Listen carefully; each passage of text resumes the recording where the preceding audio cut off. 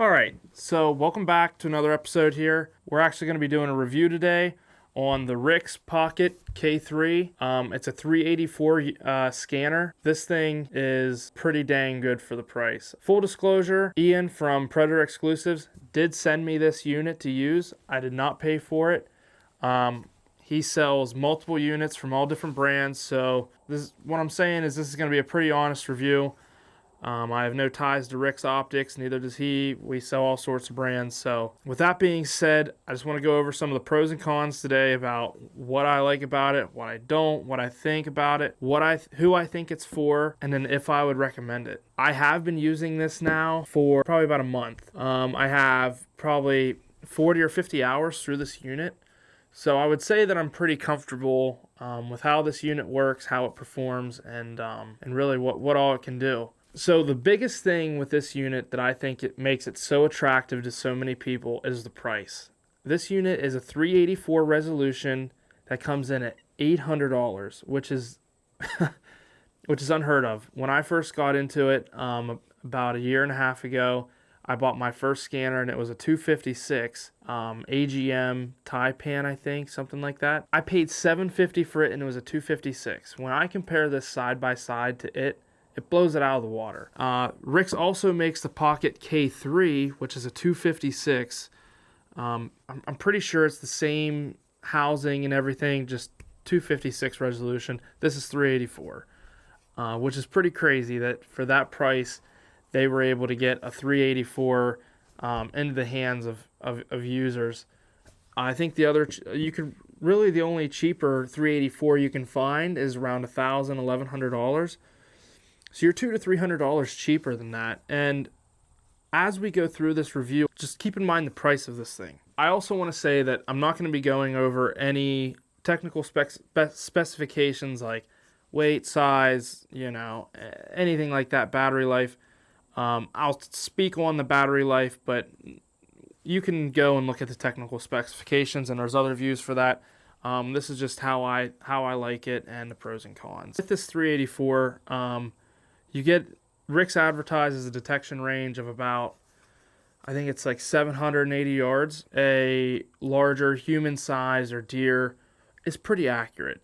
I would say you're really looking at detection like a coyote in good crystal clear conditions, probably 500-600 yards. Identification with this thing can get a little rough sometimes. I would say for a coyote, you can probably detect about 300 yards. Anything smaller than that, a fox or a possum or a raccoon, it does get pretty tough. And that comes down to having a 384 resolution and also not having a focus ring here, which we will talk about. Moving on to the battery, this is what I really like about this. So in the back here, as a little lever, you flop it down, the battery comes out. It is running an 18650 battery, which is huge because a lot of the other scanners in the market at this price point, they have an internal battery or the proprietary battery. And this is just your standard 18650. You can get them for like $20. You can get a couple of them. Rix, in my opinion, was really looking out for the end user and still trying to keep it, pretty budget friendly in this. The 18650 has a great battery life. I think probably average constant use. It advertises, I think, 6 or so. I've noticed probably 4 to 5 hours, which 4 to 5 hours is really not bad.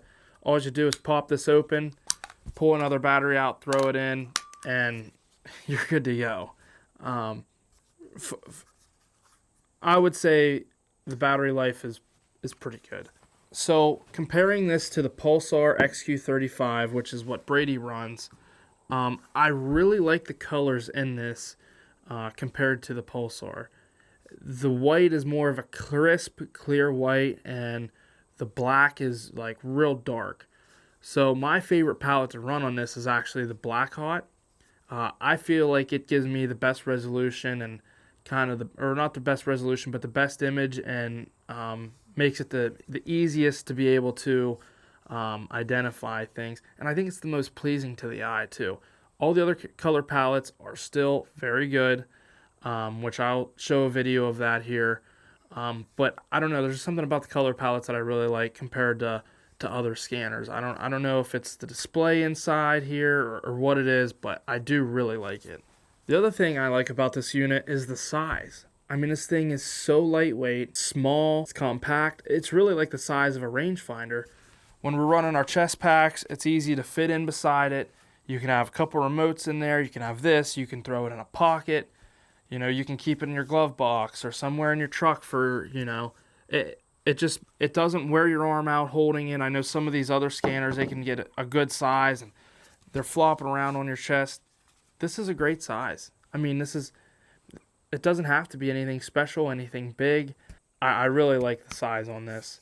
So the last thing I really like about this unit is it's kind of a cool built-in feature, but this built-in front cap here. This is extremely handy. It's kind of like a simple idea, but it's one of those things that Rick's comes up with that kind of sets them apart from the competition.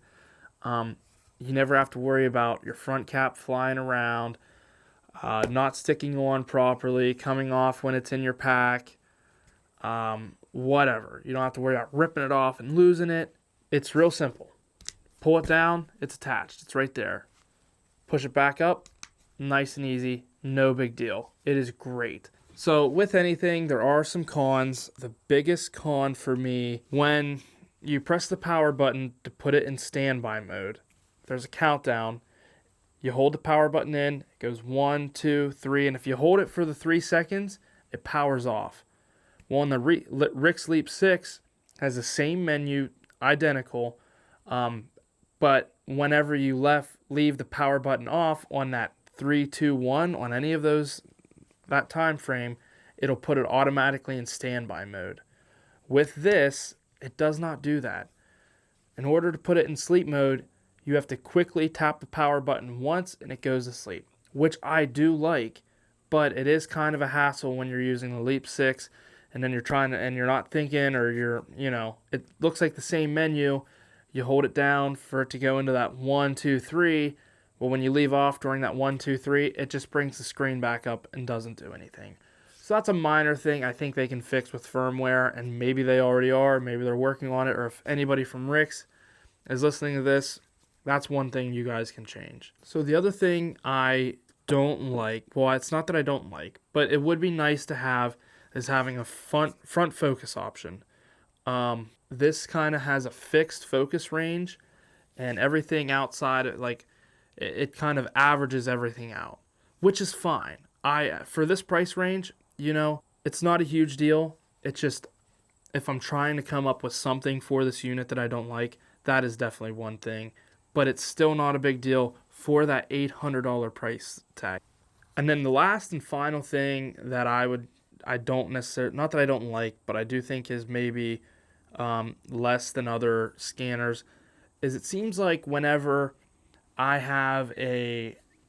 looking at something through this, it has, like, the edges of the thermal object aren't so crisp. It kind of has like a little bit of distortion around it. I think I may be wrong, but they were kind of having the same issue with the S3. I think they released a firmware update to kind of make that image a little crisper. If they could do that same thing with this unit, I think it would be a huge help, especially with not having that front focus ring. It's not bad by any means, but it's just one of those things that, like I said, I got to pick it apart somehow. And that is one thing that maybe I would change.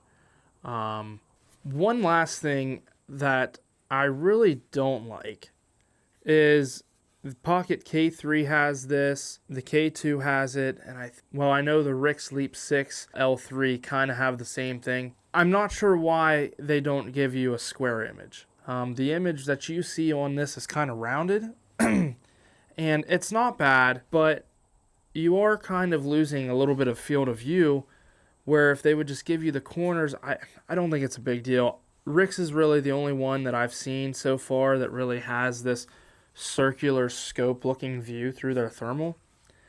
I'm not sure why they do it. It's not a big deal, but it is something that I think they should change, or if they're coming out with units in the future to kind of stay away from, especially because every other unit has a nice square screen. And I don't have no idea why they do it. They could have a perfectly good reason that I don't know, but I know that I don't necessarily like it that much. I think this is a perfect option for a new predator hunter getting into the space.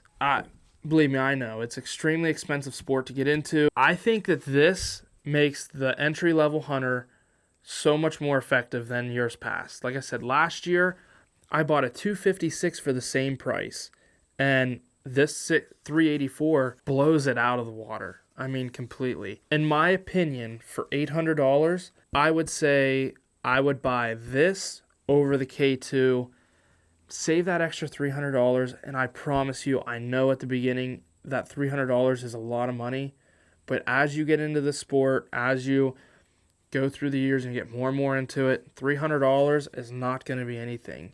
And I can promise you, if you really get into it in 6 months, you're going to want to upgrade to a 384 or a 640 resolution unit. So just save that extra $300. Maybe find a sale. I don't know if Rick's will drop a sale or not.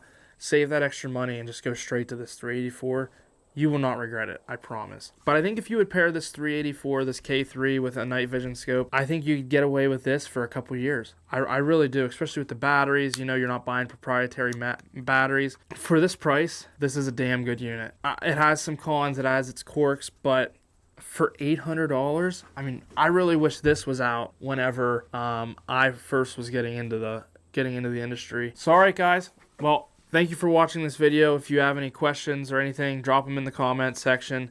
If you have any other thoughts or concerns or have any other tips or your input, drop it in the comments section. If you're looking to buy this, you can click the link in the description and go to Predator Exclusives. But other than that, guys, thanks for watching the video. I've really enjoyed running this unit. It's going to be tough for me to send it back. I really like it. I mean, man, it is going to save hunters so much money, and I think this is a great step in the right direction for Rick's and really just the thermal industry. So I won't take too much more of your time. If you can like, share, subscribe, all that stuff. You can also check out some of our other hunting videos. We should have 1 or 2 up. But yeah, we'll catch you guys later, and thanks for watching.